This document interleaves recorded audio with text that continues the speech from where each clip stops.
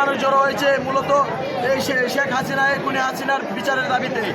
আমরা আমাদের একটাই কথা, একটাই লক্ষ্য, শেখ হাসিনার বিচার চাই। শেখ হাসিনা যেখানেই থাকুক না কেন তাকে দেশে এনে তার বিচার